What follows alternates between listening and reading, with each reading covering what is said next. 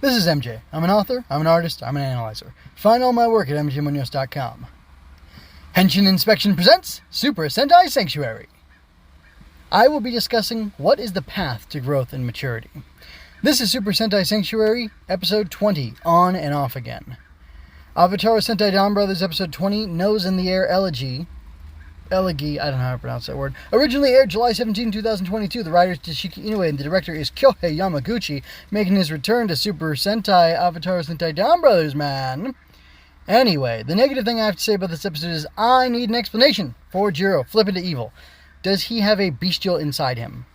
I don't know. It kind of seems like the way they did the cinematography, the way they did the shot, and the way power turned off and the camera went crazy and all that sort of stuff. And anyway, I want to know. I dislike not knowing. Yes, I dislike not knowing. That's right. I would like knowing. On the positive side, Taro receding into the background to let his team find their way and stepping in to save them when needed is a wonderful, refreshing sight. I also really like that Tsubasa and Natsumi scene. Very cool. Full of nostalgic. Full of pain. I feel his man pain. No, that's alright. Anyway, moving on to the direction. I was delighted by the puppeteering of the mini Robotaro toy. I'm confident that it is an actual toy being used in the scene where he picks up the Saru brother and the civilian, and where he puts the guy's foot on the brake in the van. Anyway, I don't know, but irregardless, it just worked for me. That one was for you, Dad. On the writing side, Inoue keeps sneaking in ways to play off different dynamics by forcing the team into these different configurations. I really like that. That's a neat trick. That's something I want to, as a note to myself as an author, I got to use that technique. So, anyway, moving on from there. General notes, Tsubasa is still not part of the team, which is crazy. And I wonder, might Tsubasa figure out that the others are a team? Working out in polychrome like that is pretty odd if you aren't a Super Sentai team or Power Rangers. And then I want to know what's up with Rumi.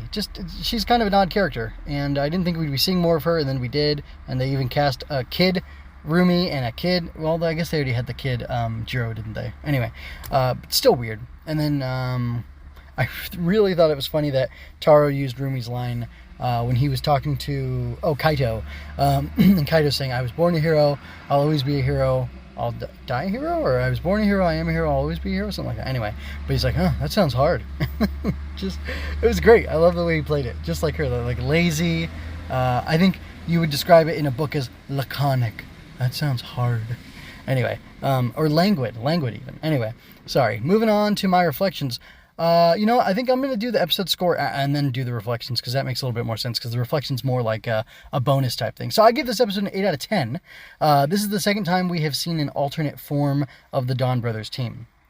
The first time was when Haruka got swapped out for another yellow. That was in the Rainbow the Oni saw. Anyway, it was a blast seeing the Dragon Fires slide into narcissism and then get smacked out of it. It was really cool. I like the semi-evil Don Dragoku, even if I don't get it. And, of course, that's what's-his-face, Jiro. His action as Torobolt was so brutish and fun to watch. Learning that Taro was, what Taro was up to in the background was such a lovely twist to tie it all together. And Momoi Taro for best read? I don't know. He might get my vote. And I don't know if I ever actually, or I don't know if everyone actually progressed as a character in this episode, but it felt like it to me. And this was definitely not filler. So all sorts of reasons to like this and rank it high. And now I'll go into my thing about maturity. So I think, being humbled, falling and getting back up again, I guess, is what I was trying to say, or what I was trying to say, even though I wasn't thinking about saying it. I think that's what makes us grow. I think growth and maturity comes through this ebb and flow, this not even a stair step, like on those economic charts where it shows it goes up, then down, then up, then down, then up, then down, like Bitcoin. It trends up overall over the life of the thing, but it has crashes at some points. I remember a really terrible incident with a family member where I was a complete jerk to them. And I'm pretty sure I apologized, but for some reason I'm haunted by the moment. And every now and then it comes back to me. I remember the look. I remember the look I got. I remember what I said. I remember how I said it. And I remember what a heel I felt like afterwards. And I think that people, getting giant noses and then having their giant noses fall off, that's a perfect analogy sort of, even though it's like this weird Japanese cultural thing that I don't quite get. It makes sense. Like, I don't know if it's because like you look at yourself in the mirror and all of a sudden you're repulsed when you realize you have this long disgusting nose or what. Although like some Oni masks have long noses, so does that have anything to do? I don't know. But anyway, like you become a different person. You look different. It's obvious. It's a stark difference to yourself, and you can see that and be shocked by it and pull out of it. Like the whole thing that was going on here with the whole team basically going bad, becoming rotten, I'll say, was very powerfully done. And when they all were hamming it up and getting excited and doing fame, it was like the Ghostbusters win reel from Ghostbusters 1 where they're running around the city and they're being interviewed or talked about by the newscaster or whatever, which I think was Casey Kasem. Pretty sure. Like, I'm 99% it was Casey Kasem. Anyway, like that whole win reel was super cool in Ghostbusters, of course, but you get to see something like that here, but it's where the, Dawn, what are they called? The Dawn Fighters, or the Dragon Fires team is doing their thing, and like they slowly get worse and worse, where they go from like nobly rescuing people even, which is something Super Sentai usually don't do. They'll save somebody from a monster, but they don't go into like a fire and rescue people, which I think is really cool, really great angle. It's something they should explore with some show in the future. I didn't watch Go-Go V or 5 or whatever, but I did watch Lightspeed Rescue, and I liked it in that. Anyway, I'd like another rescue-themed Sentai season is what I'm saying. I think it'd be super cool. Anyway, like they went from nobly saving people, for notoriety a little bit, to just like full on, they were all in the dressing room in their fancy duds, and they said, transformation, I think it's transformation denied, and they yanked the items, the gears out of the guns, and it was like, honestly, it was a little gut-wrenching to see them do that, but that necessary fall, and like, they had like a false rise, I guess it's peaks and valleys, right? It was like a false rise as they were getting higher and higher off of their ego and off the fame they were acquiring, and then that moment, that stomach-twisting moment where they like basically say like, "Yeah, screw it, we're going to turn our back on these people and we're not going to help whoever's in help or whoever's in need of help. We're just going to get our reward and then go on from there." It like that was a fall. That was a real moral falling of them, and we got to see that. And then of course they get called into action after, I guess by Kaito, and it's interesting to see how they pull themselves out from that. But then you also have the dude with the Hitotsuki, who's like he's not a kickboxer, he's some sort of fighter, and he wants to find the strongest person. He wants to keep fighting and fighting and continue fighting until he reaches the top. And that was a G Gundam reference, guys. Go watch or listen to King of Hearts, Queen of Sorrows, my G Gundam thing I did like 50 episodes or whatever G Gundam is. I did all those episodes plus 2 bonus episodes where I talk about this old defunct website I found on the Wayback Machine. Anyway, check it out. And anyway, the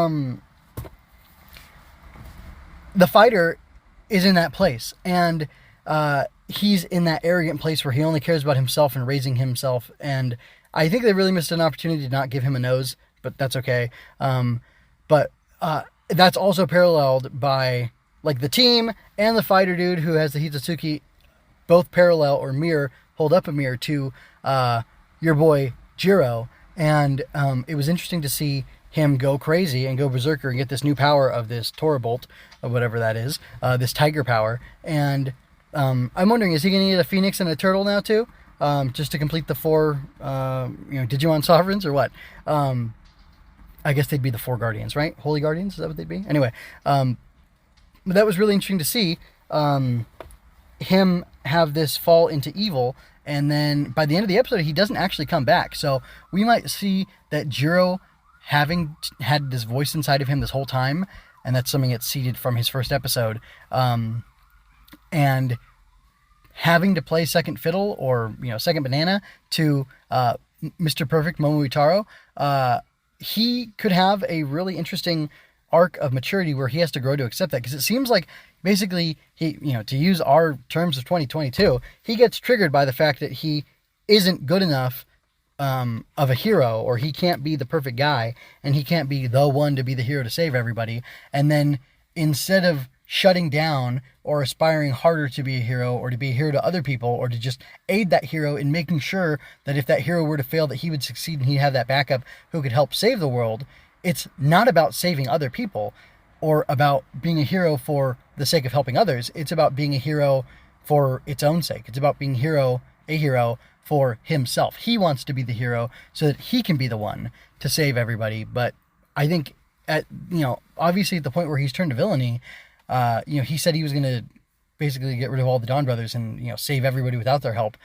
That selfish ambition and that refusal to let others do their part to accomplish the overall goal is a sign of immaturity. And I'm wondering, is this a long, weird play at seeing this guy mature? But I gotta say, this humbling yourself and falling and getting back up, that's one path to maturity and growth. But another is learning to let go and learning to take a back seat and learning to put yourself second, which we actually got to see Taro do today, or in this episode, where he pulled back and went into the background, and he was just helping his team not get killed and not allow other people to get hurt either.